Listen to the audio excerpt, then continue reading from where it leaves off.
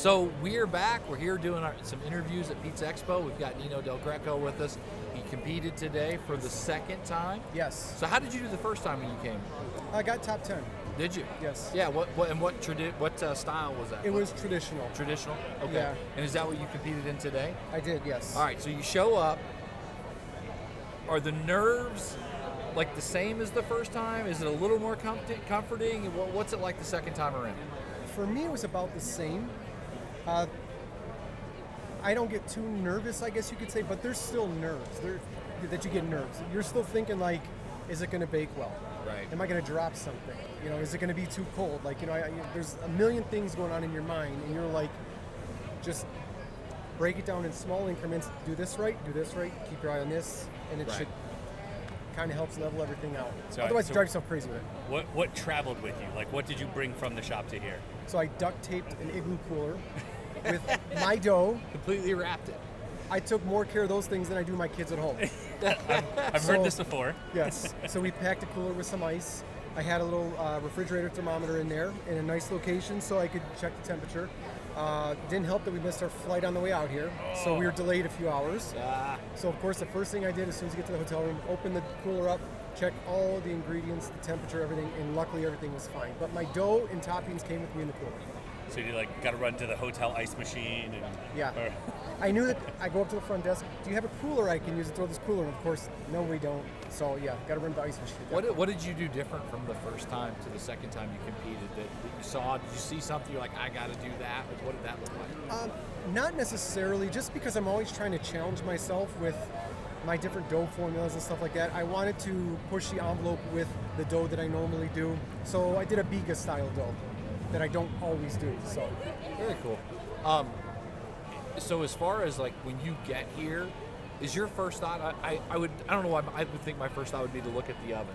And is it up to temp? Is it what I want? Is that like what does that process look like when you sit down and you start to bake? You start to do what you do? Well, it actually starts the day before. So there's a meeting the day before, and I'm sure a lot of people do this, but I scan the floor just to check. Okay, I like Pizza Master ovens. Are the Pizza Master ovens there? What temperature they have them at? You just listen, and everybody here they do a great job helping you out. So if you have questions or if you need something done a certain way, they usually can accommodate it. So knowing that I saw the oven that I'd like to use, that was very comforting to me. And then of course when I got here today, I went out just to check the temperature, knowing if it was going to be close to what I would launch it at. Right. How do you feel you did? I think my pizza, in my own opinion, tasted really good. If I had to do everything over, it's got to be. You better say it's really good, right? Well, I think I was really happy with the way it came out. Yeah. Okay, you started to say if I had to do it over. I would do a couple things differently, just aesthetically wise. Really? Yeah. And what would that be? I'm going to run down this rabbit hole because I'm curious. That's totally fine. I would have stretched it out a little bit more. Okay. One little thing, because we were kind of rushing. Again, they're doing a great job and they're trying to get everybody through. Yep. So my dough didn't get to room temperature like I would have liked. So you have to be very careful when you're baking with cold dough. Right. So that's why I wish I would have stretched a little bit thinner, so I would have had more of a better bake across the middle of the pizza. Why traditional? Why not one of the other categories? Is that your comfort zone? That's my comfort zone. Yeah. All right.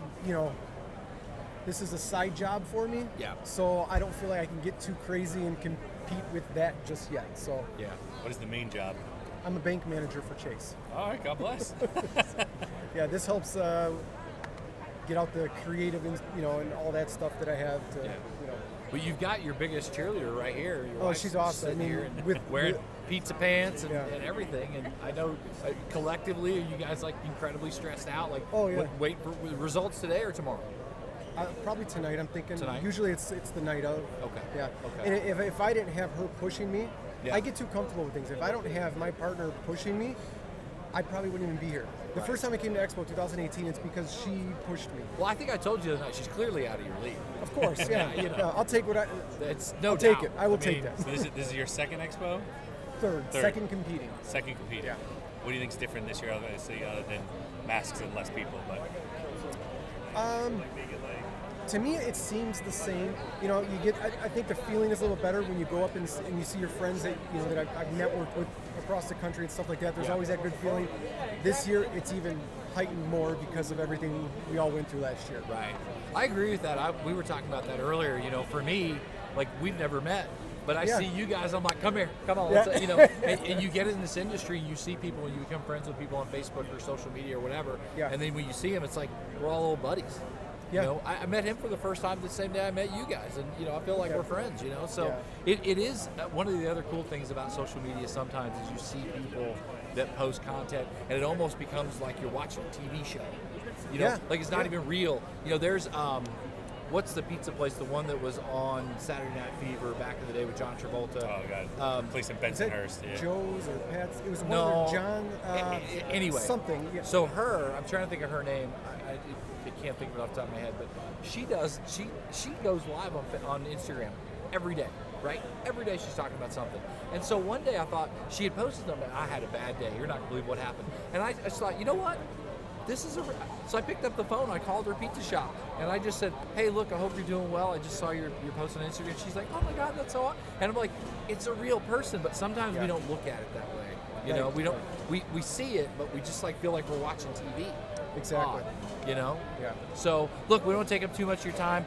Thank you for being a Perfect Crust customer. Thank you for that. Absolutely. You have some of our bags too. Yes. Good Thank you for luck. all the support. And Absolutely. hopefully you'll be back competing again next year after you win this year. When the stress level goes down. Yeah. Right? Oh yeah. Thank you to your wife too. Absolutely. Who pushes you to be better. Yes. What? Definitely. I'm competing. Versus each other. No, she might go non-traditional. We'll see. Awesome. Just so there's no pressure. All right. Nino, good luck. Thank you, It's sir. a pleasure. Nice Thank meeting you. you. Appreciate it. Cool.